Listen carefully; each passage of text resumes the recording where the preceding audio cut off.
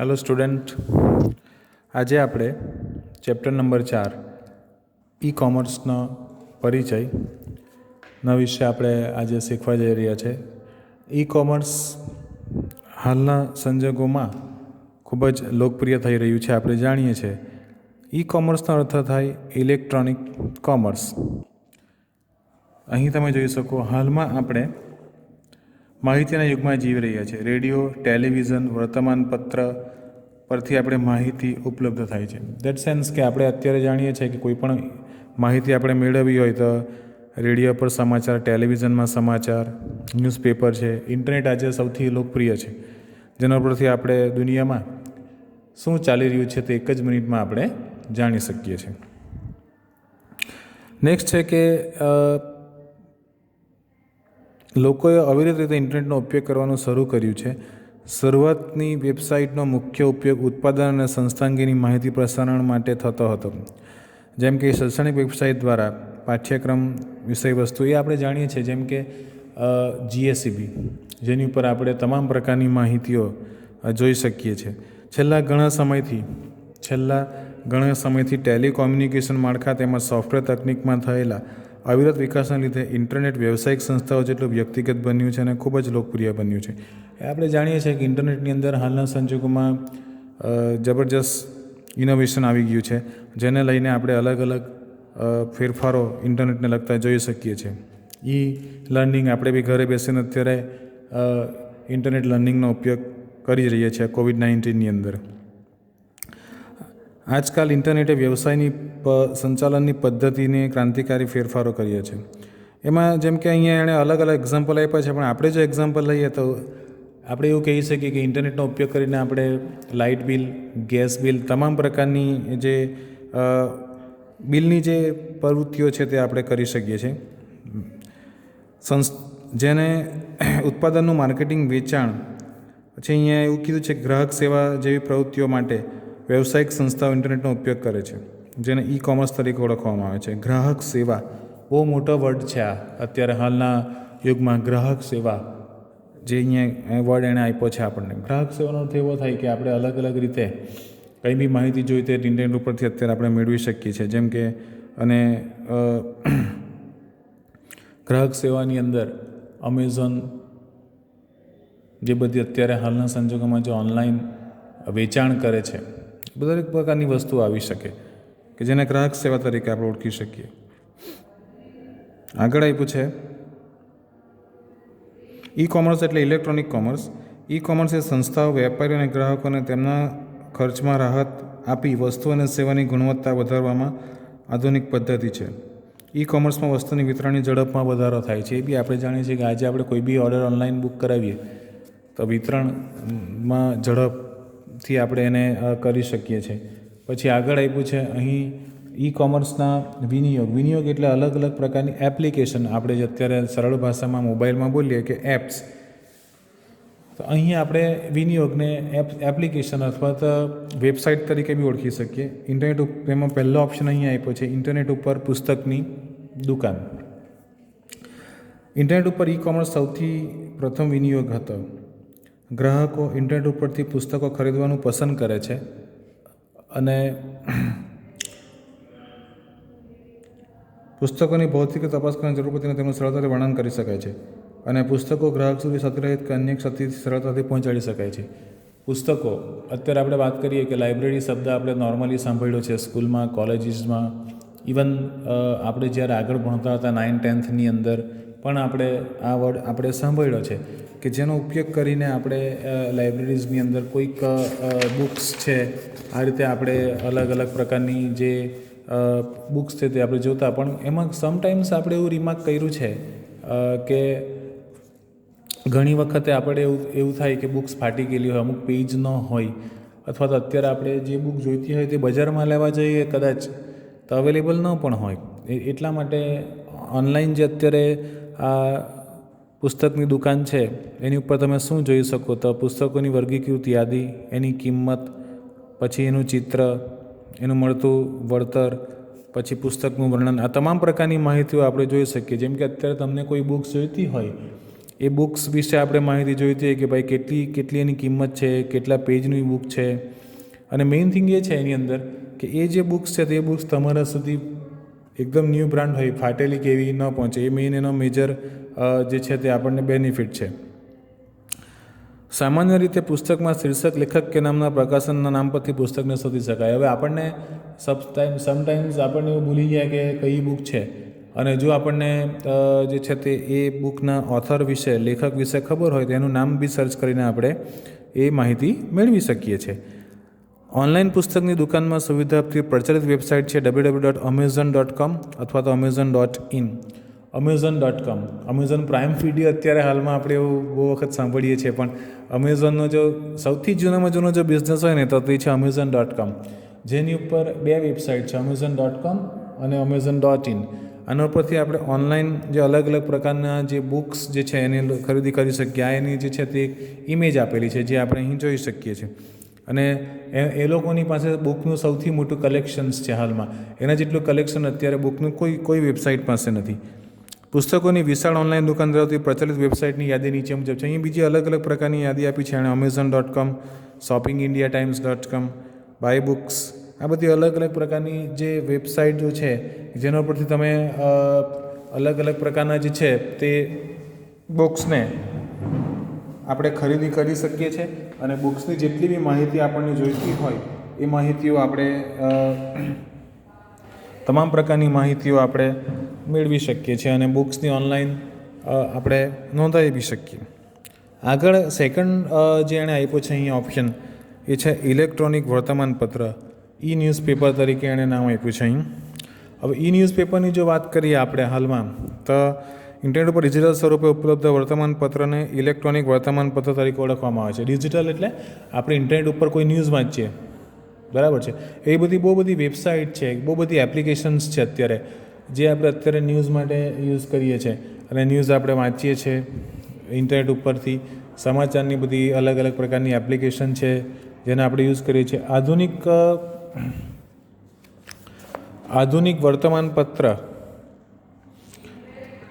એ મુદ્રિત વર્તમાનપત્ર પ્રસારિત કરવામાં આવતા સમાચારો વધુ લાભદાયી છે. ઇલેક્ટ્રોનિક વર્તમાનપત્ર વિશ્વ સ્તરેથી ઘટનાઓના સમાચાર આપે છે. એ આપણે જાણીએ છીએ કે અત્યારે વર્લ્ડમાં 2 મિનિટમાં શું થઈ ગયું એ આપણને ઇન્ટરનેટ ન્યૂઝ ઉપરથી તરત ખબર પડી જાય. એટલા માટે તો અલગ અલગ જે છે તે એ લોકો ઇન્ટરનેટની માહિતી અને હાલમાં ઈ ન્યૂઝપેપર બહુ સૌથી વધુ પ્રચલિત છે આપણે નોર્મલ પેપર કરતાં. ઇલેક્ટ્રોનિક મોટાભાગના પ્રતિષ્ઠિત વર્તમાનપત્રો ગ્રાહક વાચકોને ઇન્ટરનેટની ઈ ન્યૂઝપેપરની સુવિધા આપે છે. વોશિંગ્ટન પોસ્ટ એની દર્શાવતી washingtonpost.com નામની જે છે ત્યાં વેબસાઇટ આપેલી છે કે જે હાલમાં એ અમેરિકાની સૌથી પ્રચલિત ન્યૂઝ એજન્સી છે કે જેના ન્યૂઝ ઓલવેઝ એવું કહેવામાં આવે કે એ ન્યૂઝની ઇફેક્ટ વર્લ્ડમાં થાય છે. ઈ newspaper, India times of ઇન્ડિયા.com, Divya Bhaskar, E paper, Akhil news, આ બધી અલગ અલગ પ્રકારની જે ન્યૂઝ વેબસાઇટ્સ છે કે જેનો ઉપયોગ કરીને આપણે અલગ અલગ વર્તમાનપત્રો ઓનલાઈન આપણે જોઈ શકીએ છીએ. આગળ આપ્યું છે ઓનલાઈન ઓક્શન. ઓનલાઈન ઓક્શન એટલે આપણને એનો નોર્મલ મિનિંગ એવો થાય કે હરાજી. તો હરાજી એટલે શું? તો અત્યારે આપણે અલગ અલગ જે છે તે વસ્તુઓને ઇન્ટરનેટ ઉપરથી બી આપણે લે વેચાણ કરી શકીએ છીએ, બરાબર, અલગ અલગ રીતે. એની ઘણી બધી એપ્લિકેશન્સ તમને ખબર છે કે જે એપ્લિકેશનનો ઉપયોગ કરીને આપણે હાલમાં ઓક્શનનો ઉપયોગ જે છે તે કોઈ બી વસ્તુ આપણે વેચી શકીએ છીએ. પણ હરાજી શબ્દથી આપણને એવું થાય કે એ તો હારું એ હરાજી શબ્દ શું હશે એમ. ઓક્શનનો મિનિંગ એવો થાય કે માનો કે આપણે અત્યારે કોઈક વસ્તુ વેચવી છે, કંપની ખાસ કરીને ઘણી બધી રીતે આ રીતે ઓક્શન્સનો જે છે તે કરાવતી હોય. જેમ કે પોતાની ગાડી હોય કંપનીની 2-3 વર્ષ યુઝ કરે પછી એનો ઓનલાઈન ઓક્શનમાં શું થાય કે એ લોકોની વેબસાઇટ કે એપ્લિકેશન હોય એના ઉપર એ લોકો મૂકે માહિતી અને એને જે ઓક્શનમાં ભાગ લેવા માગતા હોય એ લોકોને જે છે તે લોકો અંદર ઇન્વોલ્વ કરે અને પછી ઇન્ટરનેટ ઉપર જ સીધું એનું સ્ટ્રેટ હવે ઓક્શન કરે. લોકો અંદરથી ભાવ લખીને મોકલે, જેના સૌથી વધારે હાઈએસ્ટ બોલી હોય એને એ વસ્તુ પ્રોવાઈડ કરવામાં આવે. ઓક્શન્સના જે છે તે અલગ અલગ જે છે તે અહીં એણે નામ આપ્યા છે કે જેમાં eBay.com, ઓનલાઈન ઓક્શન, બાયબીટ્સ, ubits.com, આ બધી વેબસાઇટ છે જેના ઉપર હાલમાં આપણે ત્યાં ઇન્ડિયાની અંદર ઓનલાઈન ઓક્શન્સનો જે ઉપયોગ જે છે તે બહુ સરળ રીતે થઈ શકે છે. પછી આગળ આપ્યું છે માર્કેટિંગ અને સેલિંગ. માર્કેટિંગ વર્ડ ઇન્ડિયા માટે બહુ મોટો છે આજે. માર્કેટિંગ આજકાલ ઘણી સંસ્થાઓ તેના ઉત્પાદનના પ્રચાર અને સેવાનું વ્યવસાયનું સંચાલન વેબસાઇટ વડે કરે છે. આજકાલ ઘણી સંસ્થાઓ વધુ સારા માર્કેટિંગ અને કેટલોગ ઇન્ટરનેટ ઉપર ઓનલાઈન મૂકે છે અને ઓનલાઈન સૂચિની જુદી જુદી શ્રેણીઓ સચિત્ર સ્વરૂપ તો ક્યારેક વિડીયો સ્વરૂપમાં વિવરણ અને વિશેષતાઓ મૂકવામાં આવે છે. હાલમાં આપણે જોયું છે કે જે બધી ઓનલાઈન એપ્લિકેશન્સ છે, બરાબર છે, ઘણી બધી છે. ફ્લિપકાર્ટ છે, અમેઝોન છે, સ્નેપડીલ છે. એ લોકો અત્યારે શું કર્યું, હાલમાં જ્યારે એ લોકોએ સેલ મૂક્યો તે સમયે એ લોકોની પ્રોડક્ટના ઇમેજ આપણે જોઈ શકીએ. હવે તો હાલમાં તો નવી સિસ્ટમ ડેવલપ કરી છે કે પ્રોડક્ટના વિડીયોઝ અહીંયા આપ્યું છે એણે કે વિડીયોઝ જે છે તે અત્યારે લોકો મૂકે છે જેથી કરીને આપણે વિડીયોઝમાં પ્રોપર એને જોઈ શકીએ.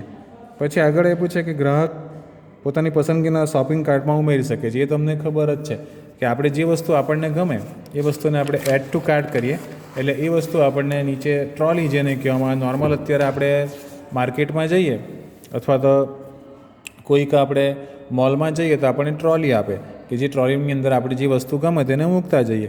એ જ વસ્તુ અહીંયા છે જેને અહીંયા કાર્ટ તરીકે ઓળખવામાં આવે છે, બરાબર છે. આગળ આપ્યું છે ઓનલાઈન શોપિંગમાં કાર્ટમાં બે દુકાનમાં આપવામાં આવેલ મૂળભૂત શોપિંગ કાર્ટ અને બાસ્કેટ જેવું છે જે અત્યારે વાત કરી હતી. એમાં શોપિંગ કાર્ટમાં આપણે નવી વસ્તુ ઉમેરી શકીએ, પસંદ કરેલ વસ્તુને જોઈ શકીએ. એને તમે ગમે ત્યારે ઓર્ડર પણ આપી શકો. ધારો કે તમે અત્યારે એડ ટુ કાર્ટ કરો, તમે 15 દિવસ પછી બી ઓર્ડર આપી શકો. એને કોઈક વસ્તુ તમને એવું લાગે કે આપણે વધારે પડતા અત્યારે આપણા જે ખર્ચો છે એ વધી જાય એવું છે તો આપણે એ વસ્તુને કાર્ટમાંથી રિમૂવ બી કરી શકીએ. અહીંયા જે છે તે અલગ અલગ નામ આપ્યા છે એણે ફ્લિપકાર્ટ, મિત્રા.com, મેક માય ટ્રીપ. આ બધા અલગ અલગ પ્રકારની વેબસાઇટ છે કે જેનાથી આપણે શોપિંગ અથવા તો મિત્રા.com છે, પછી મેક માય ટ્રીપ કે જેના લોકો હાલમાં યુઝ કરે છે કે પોતાની ટ્રીપ, ઇન્ટરનેશનલ ટ્રીપ બી અહીં બુકિંગ આપણે કરી શકીએ, બરાબર છે. આગળ આપ્યું છે ઓનલાઈન બિલિંગ. અહીં તમે જોઈ શકો ઓનલાઈન બિલિંગની જો વાત કરીએ આપણે હાલમાં તો ઓનલાઈન બિલનું ઉદાહરણ નીચે એણે આપ્યું છે. તો BSNLનું એક એક્ઝામ્પલ અહીંયા આપ્યું છે. ઓનલાઈન બિલ એટલે અત્યારે તમે જુઓ તો લાઇટ બિલ છે, ગેસ બિલ છે, તમે ઓનલાઈન જનરેટ થાય છે. ઓનલાઈન તમારા મોબાઈલમાં તમે જોઈ શકો. ઇવન ઓનલાઈન આપણે પેમેન્ટે કરી શકીએ છીએ એનું, બરાબર છે. તો અહીં જે છે તે આપ્યું છે કે શૈક્ષણિક સંસ્થાઓ દ્વારા યુનિવર્સિટી પ્રકારની જે છે તે અલગ અલગ પ્રકારે આપણે ઓનલાઈન બિલની તો વાત કરીએ, પણ હવે અહીંયા વાત કરીએ આપણે ઇન્ફોર્મેશન સર્વિસ. શૈક્ષણિક સંસ્થાઓ યુનિવર્સિટી પ્રકારની સંસ્થાઓ પોતાના કર્મચારીઓ અને સભ્યોને અદ્યતન માહિતી પૂરી પાડવા માટે ઇન્ટરનેટનો ઉપયોગ કરે અને એમાં સૂચનાઓ, પરિપત્ર, પરીક્ષાના કાર્યક્રમ. તમે કોલેજીસની વાત કરીએ તો પોતાની વેબસાઇટ છે. અત્યારે આપણે સ્કૂલ લેવલે વાત કરીએ તો GSEB જે છે એની પર આપણે બોર્ડના ફોર્મ એવું જોયું છે, ટીચર્સ રજિસ્ટ્રેશન છે, સ્ટુડન્ટ રજિસ્ટ્રેશન છે. આ બધું અલગ અલગ પ્રકારની જે છે તે માહિતી સેવા જેને કહેવામાં આવે, જેને આપણે ઓનલાઈન ફોર્મ ભરી શકીએ. તમે માર્કશીટ કંઈક ડુપ્લિકેટ જોઈતી હોય તો આપણે મેળવી શકીએ. આ બધા જે અત્યારે હાલના એક્ઝામ્પલ છે કે જેને ઇન્ફોર્મેશન સર્વિસ તરીકે આપણે ઓળખી શકીએ. પછી માહિતી સેવાનું ઉદાહરણની જો વાત કરીએ તો અહીંયા GSEBનું જેણે ઓપ્શન અહીંયા આપણને આપ્યો છે. મેં અત્યારે જસ્ટ વાત કરીએ જ કે જેને આપણે હાલમાં અલગ અલગ માહિતી સેવાઓ જે છે તે પ્રાપ્ત કરી શકીએ. પછી સહાય સેવાઓ, સપોર્ટ સર્વિસ જેને કહેવામાં આવે. સપોર્ટ સર્વિસની અંદર આપણને કંઈક પ્રોબ્લેમ થયો હોય તો એ પ્રોબ્લેમના માટે આપણે ઓનલાઈન જે છે તે ફોન કરીએ અથવા તો ઓનલાઈન જે છે તે આપણે બુકિંગ કરાવીએ, એની કંઈક કમ્પ્લેન બુક કરીએ. That is call support services. Okay, આગળ જોઈએ આપણે.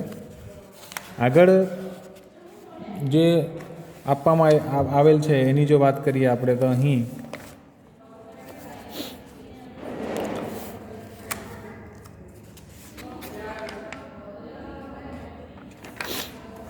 એક્ઝામ્પલ એણે અલગ અલગ આપ્યા છે સપોર્ટ સેવાના કે સોફ્ટવેર સંસ્થાઓ.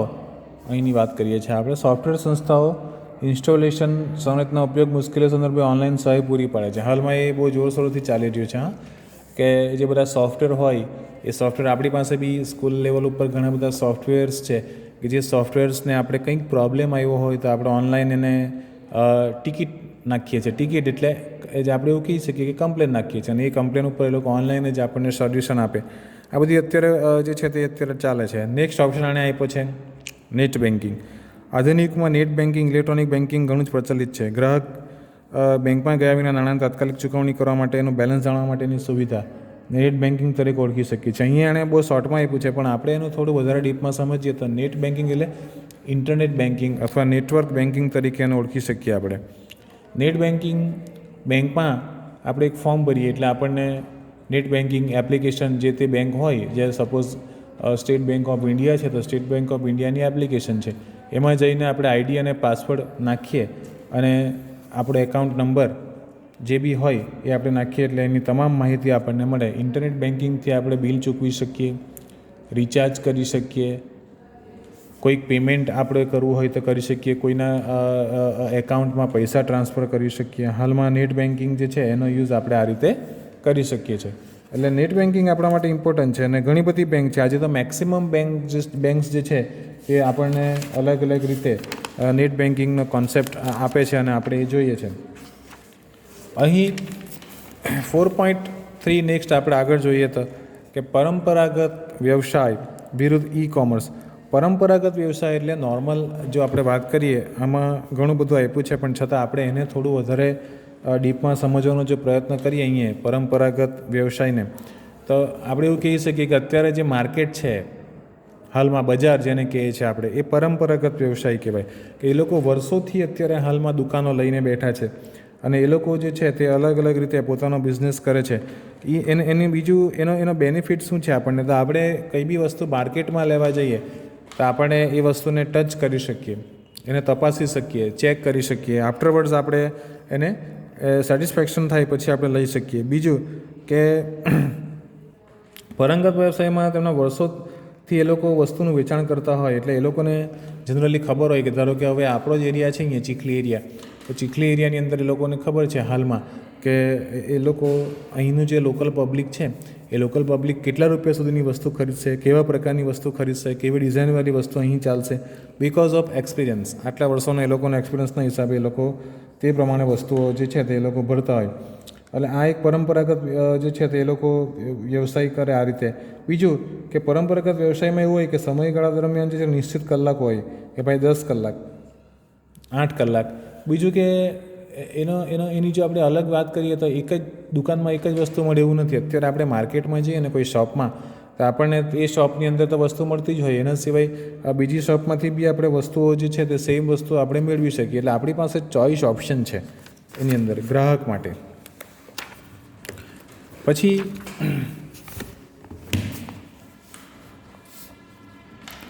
આગળ આપ્યું છે આધુનિક યુગની ગતિશીલતા જતાં ઉપરોક્ત પરંપરાગત વ્યવસાય નિયમો તોડવા જરૂરી છે.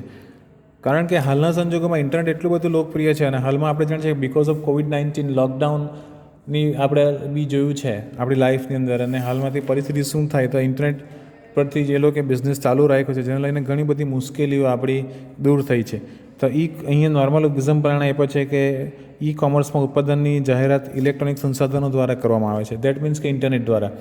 કોઈક વેપારી છે, મોલ છે એનો, ધારો કે ચીખલીમાં, તો મોલની અંદર કઈ વસ્તુઓ પર કેટલા ટકા અત્યારે હાલમાં આજે માનો કે સન્ડે છે તો સન્ડે કેટલું બેનિફિટ મળશે, કેટલી છૂટ મળશે, આ બધી માહિતીઓ એ લોકો ઇન્ટરનેટ દ્વારા પહોંચાડતા હોય. બીજું કે ઇન્ટરનેટ ઉપર એ લોકો હાલમાં શું કરે કે ઘણા બધા નાના વેપારીઓ પોતાની વેબસાઇટ બનાવે, એપ્લિકેશન બનાવે, એના પર ઓર્ડર લે એ લોકો અને એ વસ્તુ ઘર સુધી આપણે પહોંચાડતા હોય લોકલ એરિયાની અંદર. નેક્સ્ટ આપ્યું છે ભારતમાં ઈ કોમર્સનું. ભારતમાં ઇન્ટરનેટનો ઉપયોગ વધી રહ્યો છે અને ઈ કોમર્સની વૃદ્ધિ પણ નોંધપાત્ર રીતે વધી રહી છે અને લોકોને વ્યવહાર કરવાની પદ્ધતિ પણ સફળતાપૂર્વક બદલાઈ રહી છે. ભારતીય ઓનલાઈન ખરીદી કરનાર વર્ગ ઉચ્ચ કક્ષાના સાધનોથી લઈને જૂના પુસ્તકો સુધીની તમામ વસ્તુઓ આપણે ત્યાં બધું જ ઇન્ટરનેટ ઉપર મળે છે. તો ભારતમાં ગ્રામ્ય વિસ્તાર સુધી ઇન્ટરનેટ આજે પહોંચ્યું એવું કહીએ તો આપણે ખોટું નથી. ભારતમાં ઈ કોમર્સની વૃદ્ધિ થવાના મુખ્ય પરિબળો 3G, સ્માર્ટફોન, ટેબ્લેટ, મોબાઈલ સાધનોનો ઉપયોગમાં વધારો. પણ મેઇન વસ્તુ આઈ ફીલ કે જ્યારથી મેક્સિમમ આપણી પાસે સ્માર્ટફોન્સ અવેલેબલ થયા ત્યાર પછી ઈ કોમર્સનો બિઝનેસ આપણે ત્યાં ખૂબ જ જોરશોરથી ચાલી રહ્યો છે. કારણ કે આપણા આજે કોઈ પણ મોબાઈલ વિધાઉટ ઇન્ટરનેટના રહ્યા નથી. ફ્લિપકાર્ટ, સ્નેપડીલ, eBay આ ભારતના જે છે તે મુખ્ય આપણે કહી શકીએ કે ઓનલાઈન સેલિંગ કરવા માટે એ લોકો બેસ્ટ છે હાલના સંજોગોમાં. અને આપણને અલગ અલગ જે છે તે કેશ ઓન ડિલિવરી ઓપ્શન છે, બરાબર. હાલમાં તો અત્યારે ડોમિનોઝ,